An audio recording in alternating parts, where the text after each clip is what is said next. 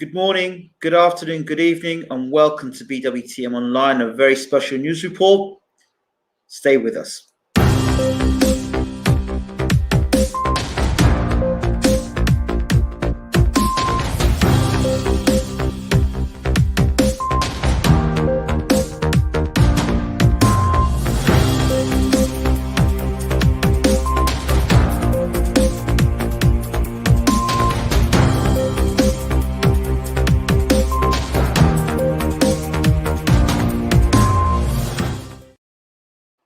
Good morning, good afternoon, good evening, and welcome to BWTM Online. This is a special broadcast.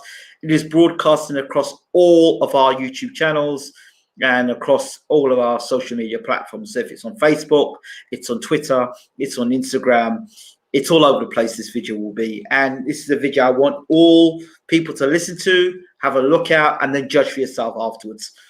We're talking about YouTube. We're talking about the dark side of YouTube. We're talking about the platform that I've been on since 2009. Okay, so I've been on YouTube a long time.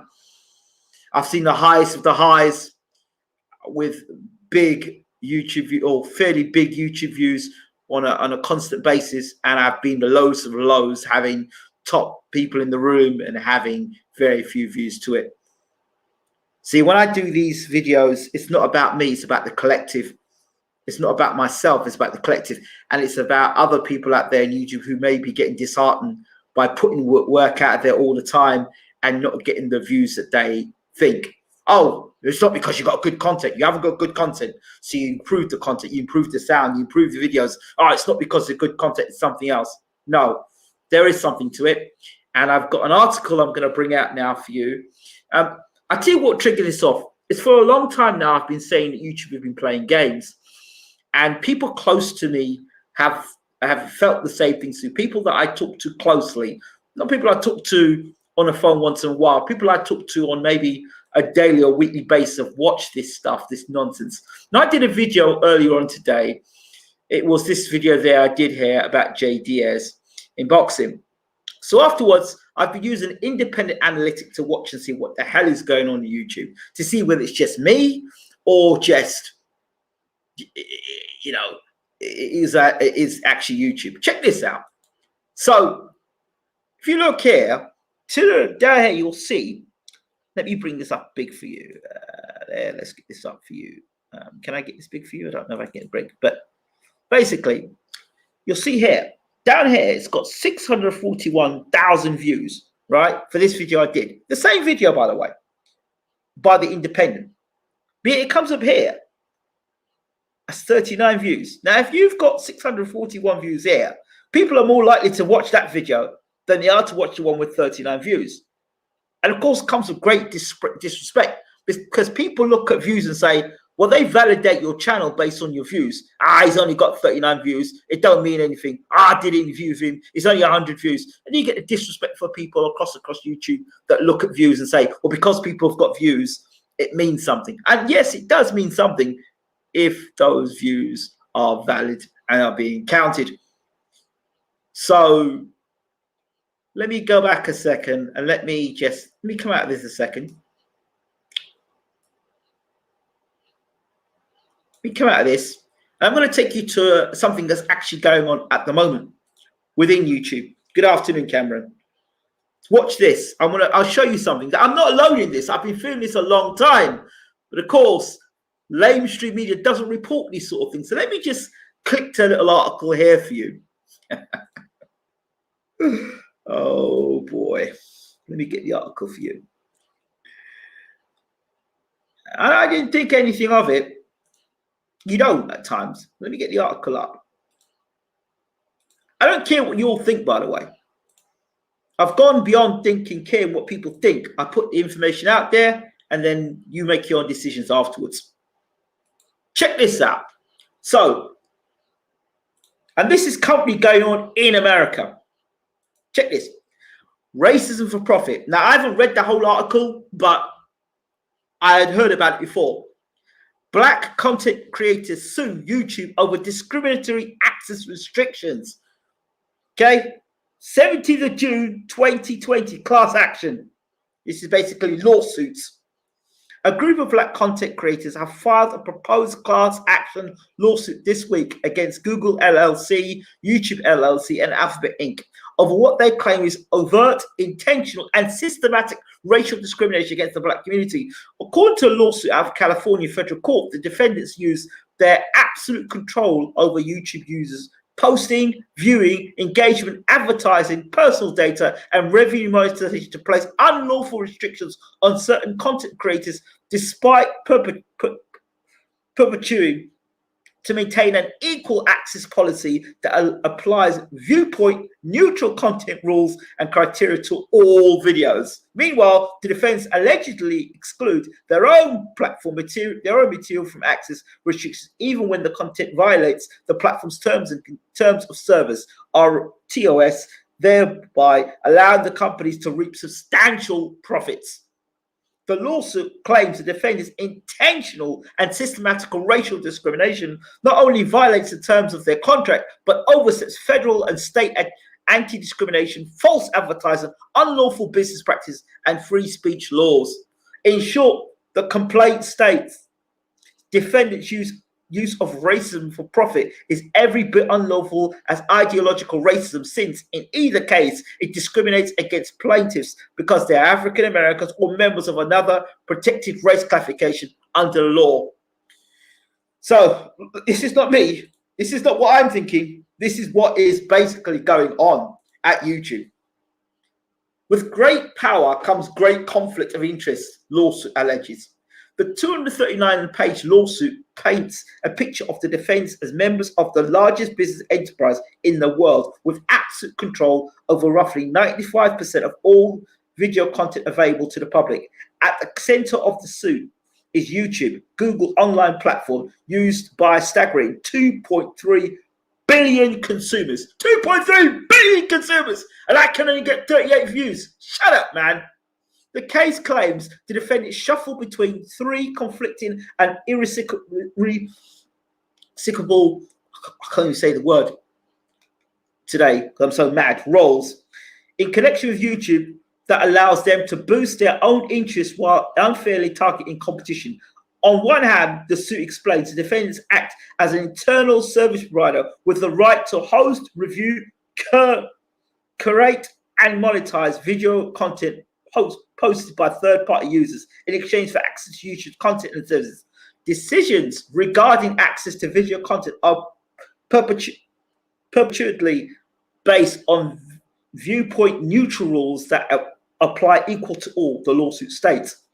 On the other hand, the suit proposes the defendants are also partner with hand-picked content creators and, as the largest and most powerful of YouTube users, compete directly with those who utilize the platform for views, reach, engagement, CPM, clicks per minute, revenue, advertise, and a host of other user-based revenue streams on YouTube. Thirdly, defendants act as advertisers responsible for reviewing, categorizing, and classifying videos for the purpose of selling advertising on the YouTube platform. The lawsuit says advertising decisions are based on metadata comprised of demographic information gleaned from video titles and tags, channel profiles, subscriber and viewer profiles, and subscriber and viewer viewing history, the case explains. Using the enormous wealth of information, the defendants can choose to sell advertising based on certain users' race, identity, and viewpoints. The suit argues, and thereby generating revenue for the defendants, their affiliated content creators, and affluent white YouTube creators, without having to actually view the millions of hours of video content posted to the platform. In short, the case says, defendants divvy up the video content on the platform by race, identity, and viewpoint in order to sell advertisement to third parties without regard to the actual content of the videos. Moreover, defendants fully monetize their creators, those creators whose subscribers and views fit the right demographic, paying them collectively millions of dollars each month, regardless of whether their individual videos comply with defendants' own community guidelines and terms of service. Right.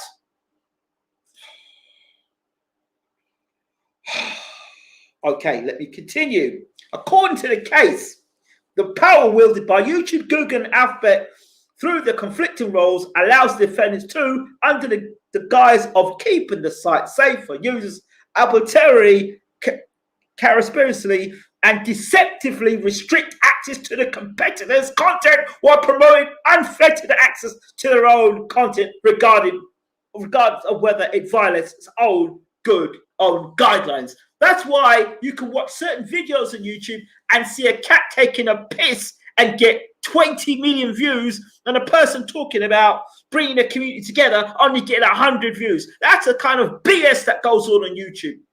There, you've got it right there. I didn't say this. Defendants' toolkit for unlawful conduct. According to the lawsuit, the defendants utilize a set of discriminatory, anti-competitive, and unlawful suppression practices. Suppression, we've heard that before, to censor and restrict content posted by the plaintiffs and other content creators. Referred to the complaint as the defendant's toolkit for unlawful conduct, the case claims the companies have used artificial intelligence-based algorithms to suspiciously collect information about YouTube users and generate metadata that is embedded, appended, and associated with individual videos in order to allow the defendants to filter, review, restrict, or block content based on discriminatory factors.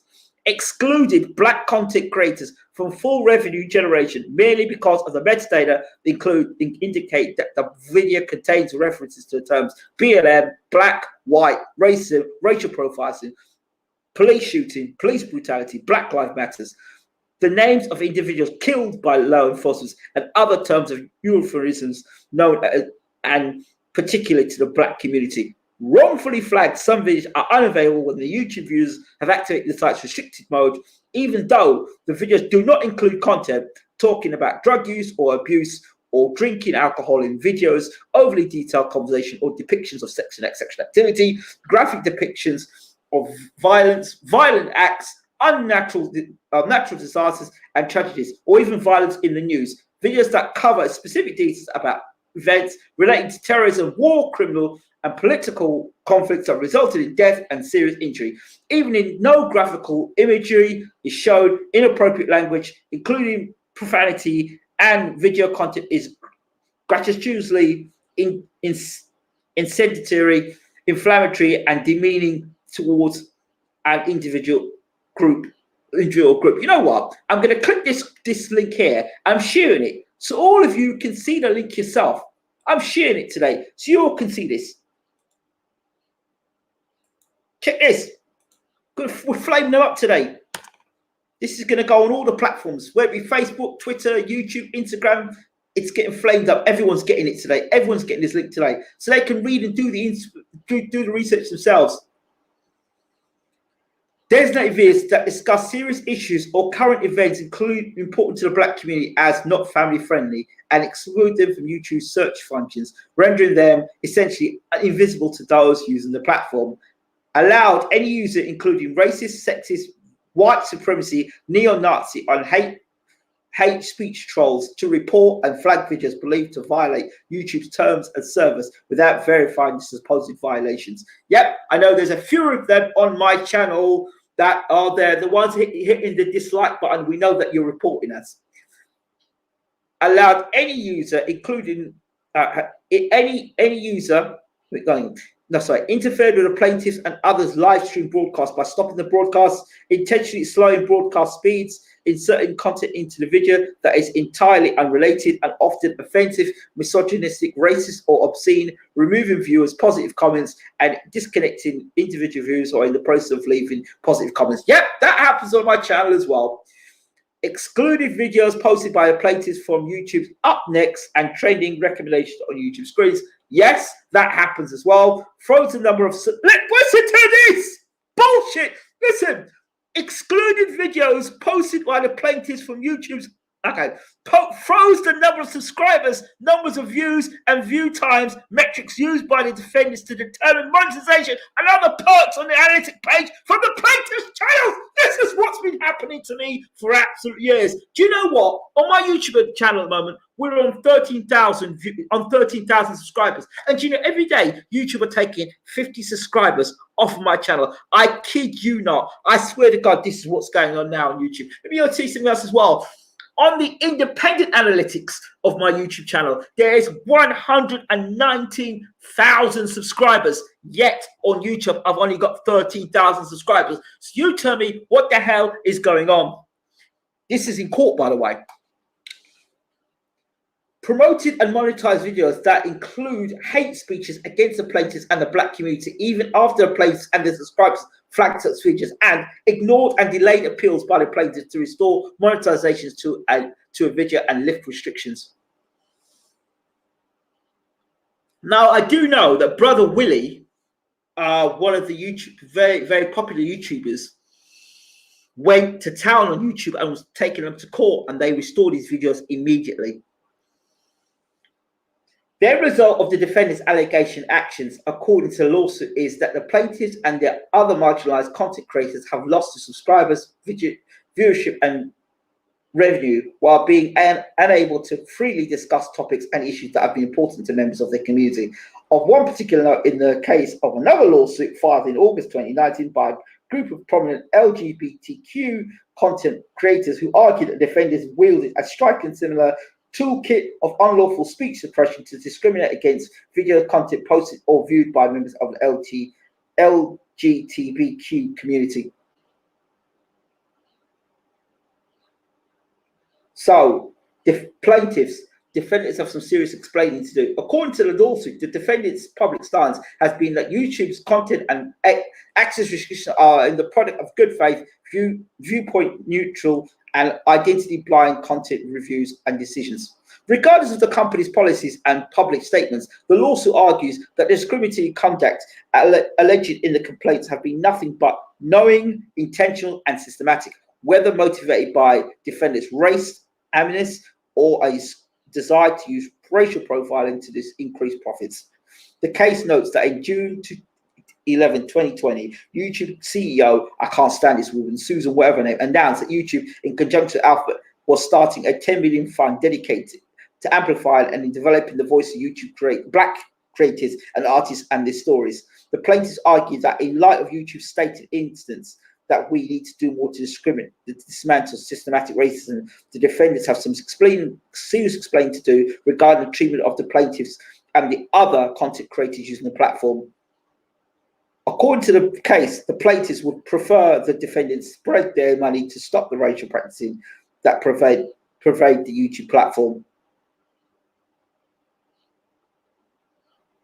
So there, it goes on. I'll finish off because we're coming to the end of the article anyway. What does the lawsuit look to represent? The four plaintiffs who representatively own the True Royal family, Lisa Cabrera, Cooking with Cameron Kaboom, Nicole's View, and several other YouTube channels look to represent the following proposed class. All persons and entities in the United States who were a person or entity defined or classified as protected class, or a person under the 42 U.S.C. 1981, and are members, use, or consumers of YouTube uploaded, posted, and viewed video content on YouTube, subject to YouTube's terms and conditions, terms of service, mission statement, community guidelines, and any or other content-based filtered monetization, distribution, personal data use policies, advertising regulations, and practice any other regulations or practices that are related to the YouTube platform or on after January 1st, 2050, continue through to June 2020. Can I join lawsuit? Most of the time, there's nothing you need to do to participate in a class action lawsuit until the case is settled. In the meantime, you can keep up with the class action news and updates. Sign up to the class action newsletter here. Now, I do also want to mention something else as well. There's something else I do want to mention that puts BWTM in a very different category to the UK-based YouTubers. BWTM is registered as is based in America. It's not based in the UK. So I've got as many damn right to go in and be a part of this lawsuit as anybody, because we're part of we're in the US. We're not in the UK. We're not registered in the UK. It's registered in the US. So this is ridiculous. Absolutely ridiculous.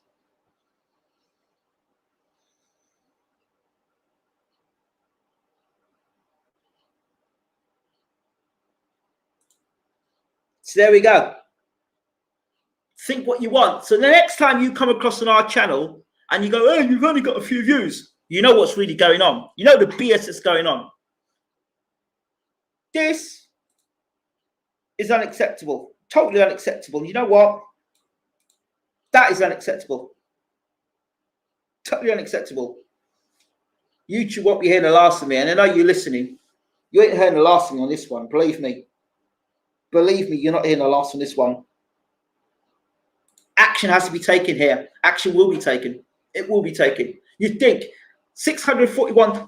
How can my channel get 641,000 views on one video, yeah? And I posted less than an hour, but yet in the room, I only had 9 people in the room watching the video. And then after 9 people, I had 38 views. So you tell me what is going on there. If it's not suppression, I've been telling you this suppression has been going on for ages, but today is it. So I'm going to talk to somebody about it from America, because this is not on. Enough is enough. Please leave your comments in the comment section. And if you are legally trained and have the balls to take on YouTube, please, let's do it. Let's make it happen. This has been BWTM online. And this is what happens when you're an independent.